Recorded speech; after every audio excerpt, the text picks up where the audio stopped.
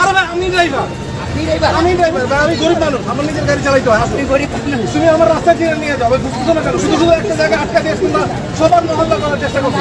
আর video করে কি হবে ভাই? ভিডিও করে যাবে না, তুমি আমাকে গায়ে হাত দিবে।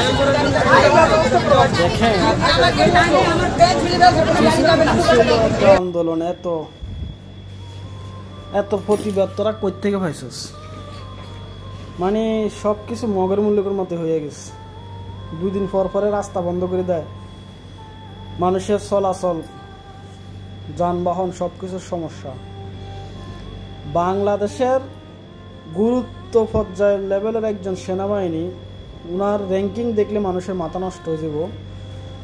ওনার জরুরি কি কাজে উনি যাইতেছে, সরকারি কাজে, ওনার গাড়ি বাধা দিছে এবং ওনার সাথে দুর্ব্যবহার করতেছে। কিন্তু ওনার কি সুন্দর মেধাবী লোকের কথাই এরকম হয়। দেখেন ওনার কি সুন্দর ধৈর্য, উনি কি সুন্দর বুঝাইতেছে যে আমাকে যাইতে দাও, আমার জরুরি কাজ আছে। উনি কিন্তু এখানে ওনার ক্ষমতার অপব্যবহার করতেছিলেন না এবং কি ভদ্রতার ভাবেই কথা বলতেছিলেন। স্যারের কথাগুলো শুনে অনেক ভালো লাগলো।